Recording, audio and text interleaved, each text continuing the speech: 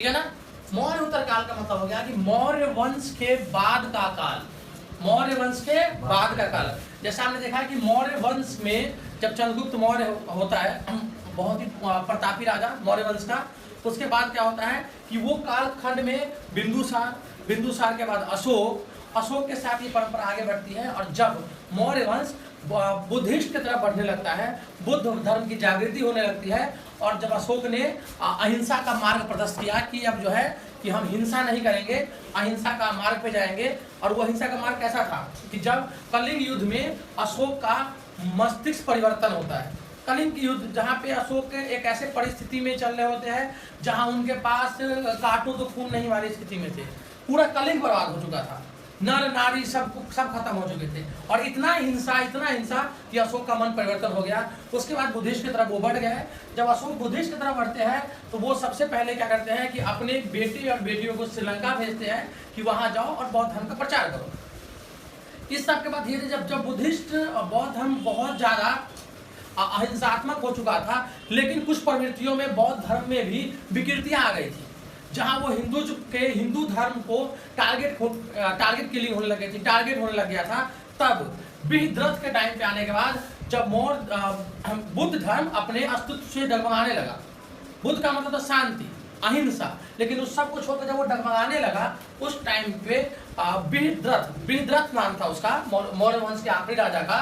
तो बृहद्रथ जो था, बृहद्रथ को उसका सेनापति, उसका नाम था पुष्पमित्र शुंग ने उसकी हत्या कर दी, और उसकी हत्या करके उसने शुंग राजवंश की स्थापना की। याद रखिएगा, मौर्य वंश के आखिरी राजा बृहद्रथ की हत्या उसके महामंत्री पुष्पमित्र शुंग ने कर दी, और उसके बाद क्या करता है, उसने शुंग वंश की स्थापना की। शुंग वंश कह सकते हैं कि शुंग वंश के ही काल पे कि जो हिंदू धर्म ढलान पे चला गया था, उसने एकाएक विस्फोटक रूप से उदय करना शुरू किया। पुष्पमित्र शुंग के बारे में कहा जाता है कि जो आप अब देखोगे कि इसका डिटेलिंग कहाँ मिलता है, तो डिटेलिंग क्या होता है कि देशी राजवंश में जब हम वान भट्ट की जब हम हर्ष चरित्र पढ़ते हैं तो उसमें शुंग वंश का जिक्र मिलता है। और महर्षि पाणिनि ने क्या रखिएगा, पाणिनि के बारे में आपको बहुत बार जिक्र करना पड़ेगा।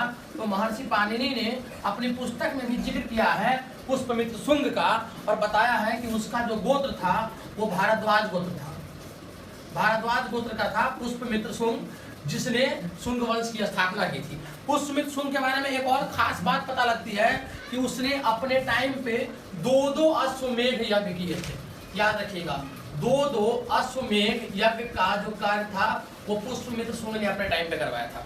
साथ साथ जो सांची है, सांची के स्तूप को जब वो एक तरह से डैमेज हो गया था, तो सांची के स्तूप के चारों बगल बाउंड्री वॉल का जो काम था, मतलब कि चार दीवारी घिरवाना, ये भी काम पुष्पमित्र शुंग ने ही अपने टाइम पे ही किया था। तो कह सकते हैं कि मगध साम्राज्य में मौर्योत्तर काल में जब मौर्य वंश की समाप्ति होती है तो एक नया राजवंश आता है शुंग वंश, और शुंग वंश के संस्थापक थे पुष्पमित्र शुंग, जिसका जिक्र वान भट्ट की पुस्तक हर्षचरित्र में मिलती है, और जो कहा जाता है इसने 2 अश्वमेध यज्ञ कराए थे। ठीक है ना। अब नेक्स्ट है कर्णक।